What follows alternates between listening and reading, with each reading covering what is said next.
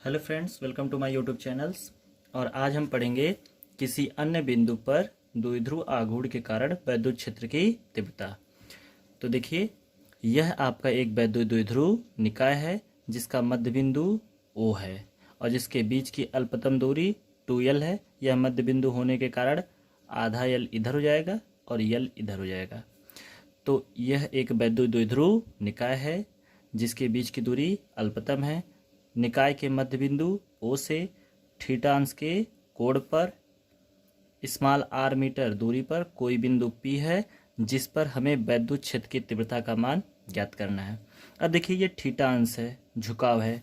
अगर यह नीचे आएगा तो यहाँ Q पर पहुँचेगा और Q पर पहुँचेगा तो यह स्थिति हो जाती है इसकी अक्षीय स्थिति। ठीक है। अगर यह थीटा ऊपर की ओर गया तो ये P इधर आएगा, R के पास पहुँचेगा और यह हो जाती है निरक्षीय स्थिति। तो थीटा अंश झुकाव होने के कारण इस पर दोनों प्रभाव पड़ते हैं, अक्षीय और निरक्षीय। तो जब अक्षीय और निरक्षीय दोनों मानों का प्रभाव पड़ता है तो यहाँ पे जो P पर उत्पन्न वैद्युत क्षेत्र की तीव्रता होती है वह अक्षीय और निरक्षीय दोनों के परिमाणों के योग के बराबर होती है। अर्थात जो हमारी रिजल्टेंट वैल्यू आएगी वो E बराबर हो जाएगा रूट्स में E1 का स्क्वायर प्लस E2 का स्क्वायर। ये वैल्यू आएगी जो परिणामी आएगा। ठीक है, देखते हैं। तो एक बार फिर से देखिए, माना यह कोई द्विध्रुव निकाय है जिसका मध्य बिंदु O है। O से थीटा अंश के कोण पर स्मॉल r मीटर दूरी पर कोई बिंदु P है जिस पर हमें वैद्युत क्षेत्र की तीव्रता ज्ञात करनी है। ठीक है, अब लिखेंगे थीटा डिग्री झुकाव होने के कारण, झुकाव होने के कारण पहला बताएंगे P पर निरक्षीय स्थिति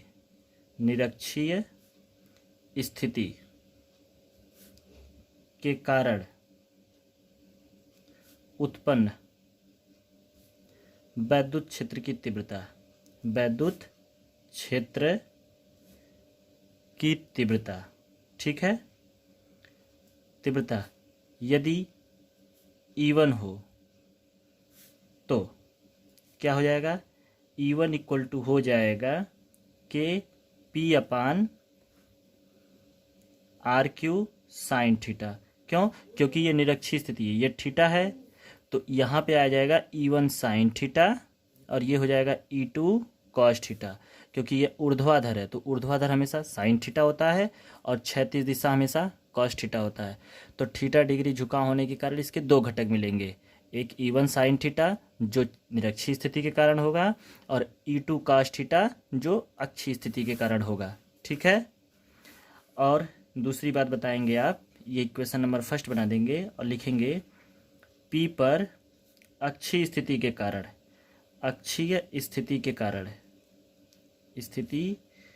कारण वैद्युत क्षेत्र की तीव्रता, वैद्युत क्षेत्र की तीव्रता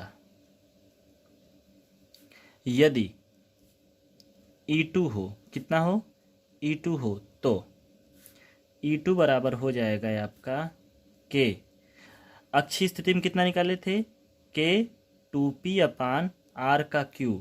और यहाँ अक्षीय स्थिति के होने के कारण यह क्षैतिज दिशा में भी है तो आप लिख देंगे कॉस थीटा। यह ऊर्ध्वाधर दिशा में था तो इसलिए लिख रहे थे साइन थीटा। अब यह आपका अक्षीय स्थिति में है तो इसलिए आप लिखेंगे कॉस थीटा। इक्वेशन नंबर 2, अतः P पर उत्पन्न संपूर्ण वैद्युत क्षेत्र की तीव्रता, वैद्युत क्षेत्र की तीव्रता इक्वल टू हो जाएगा रूट्स में E1 का स्क्वायर प्लस E2 का स्क्वायर। ठीक है, अब आप E1 और E2 का मान रख दीजिए। E बराबर रूट्स में E1 का मान कितना है, E1 का मान है आपका के P अपान R का Q साइन थीटा, लेकिन E1 का स्क्वायर है तो इसका पूरे का होल स्क्वायर और प्लस E2 तो E2 का स्क्वायर है तो K 2P/R का क्यू कॉस थीटा, इसी का भी होल स्क्वायर हो जाएगा।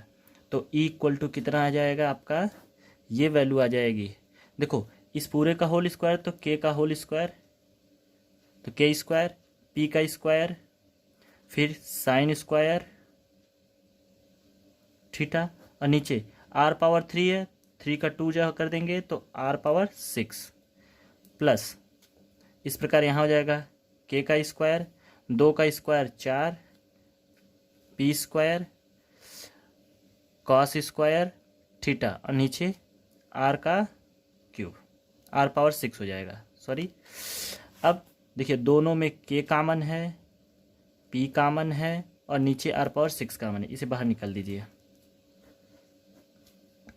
तो आप लिखेंगे K square P square upon R power 6, यहाँ बचेगा केवल, देखो K निकल गया, P भी निकल गया बाहर स्क्वायर, और नीचे से R पावर 6, तो यहाँ बचा केवल साइन स्क्वायर थीटा, और यहाँ पे K निकल गया बाहर, P स्क्वायर भी निकल गया, नीचे से R पावर 6 निकल गया, तो बचा क्या 4 इंटू कास स्क्वायर थीटा। अब ये पूरे रूट्स में है, रूट से बाहर आ जाएंगे तो इनका रूट हट जाएगा, तो आपकी वैल्यू क्या हो जाएगी, आपकी वैल्यू क्या हो जाएगी, आपकी वैल्यू हो जाएगी E equal to K/P/R power 3, क्योंकि रूट्स में था, देखिए आप यहाँ पे ये रूट्स में थे, रूट से बाहर आएंगे तो इनका स्क्वायर हट जाएगा, तो आपकी जो वैल्यू हो जाएगी वो हो जाएगी K/P/R का क्यू, और यहाँ रूट्स में हो जाएगा आपका sign square theta plus 4 cos square theta. अब देखिए जो आपकी वैल्यू है, साइन स्क्वायर को आप क्लास 10th में पढ़े थे, sine square theta plus cos square theta equal to होता है 1, ठीक है। अब तुम साइन स्क्वायर थीटा को तुम क्या लिख सकते हो, साइन स्क्वायर थीटा, ये जो प्लस कॉस स्क्वायर उधर जाएगा तो ये हो जाएगा 1 माइनस कॉस स्क्वायर थीटा, माने जहाँ साइन स्क्वायर थीटा लिखा है वहाँ क्या लिख सकते हो 1 माइनस कॉस स्क्वायर थीटा, तो ये E इक्वल टू हो जाएगा K/P/R का क्यूब, रूट्स में साइन स्क्वायर की जगह पे लिख दीजिए आप 1 minus cos square theta plus 4 cos square theta. अब देखिए ये माइनस 1 ठो कॉस स्क्वायर है और ये 4 ठो कॉस स्क्वायर है, तो 4 ठो कॉस स्क्वायर में से 1 ठो निकाल देंगे तो कितना बचेगा, ये हो जाएगा आपका K/P/R का क्यूब, रूट्स में 1 प्लस 3 कॉस स्क्वायर थीटा, ये आपकी वैल्यू हो जाएगी किसी बिंदु R पर। अब देखिए यदि थीटा बराबर 0 तो बिंदु कौन सा हो जाएगा, बिंदु हो जाएगा निरक्षीय स्थिति में, अक्षीय स्थिति में, सॉरी ये हो जाएगा अक्षीय स्थिति में, जब अक्षीय स्थिति में हो जाएगा तो आप थीटा की जगह कितना लिखेंगे 0, तो आपका ये इक्वेशन देखिए, इक्वेशन नंबर इसको 3 बना देते हैं, तो E इक्वल टू हो जाएगा K/P/R का क्यूब, रूट्स में 1 प्लस 3 कॉस स्क्वायर 0 लिख दीजिए, ठीक है, क्योंकि थीटा की वैल्यू कितना रखना है आपको 0, किस स्थिति में, अक्षीय स्थिति में, तो E इक्वल टू हो जाएगा K/P/R का क्यूब, रूट्स में 1 प्लस 3 इंटू कास 0 का वैल्यू कितना होता है 1 होता है, तो E इक्वल टू हो जाएगा K/P/R का क्यूब, रूट्स में 1 प्लस 3 ऐड कर दो कितना जाएगा, ये हो जाएगा वैल्यू आपका 4, तो K/P/R का क्यूब, रूट्स में 4 को बाहर निकालोगे कितना जाएगा 2, तो K/P/R का क्यूब इंटू 2, तो इज इक्वल टू हो जाएगा K/P/, ये हो जाएगा 2 K/P/R का क्यूब, और K की वैल्यू आप जानते हैं, तो आपकी वैल्यू जो हो गई ये आ जाएगा 2P/R का क्यूब, ये आपका अक्षीय स्थिति में यही वैल्यू आप फाइंड किए थे, और K का मान आपको पता है 1/4 पाई एप्सिलॉन नॉट K, ठीक है। अच्छा आपको होमवर्क में है, होमवर्क में लिख लीजिएगा, जैसे हमने यहाँ पे लिखा है थीटा बराबर 0, ये अक्षीय स्थिति थी, थीटा बराबर आप 90 रख के निरक्षीय स्थिति में इसी को सॉल्व कर देंगे तो आपको निरक्षीय स्थिति में मिल जाएगा। ठीक है।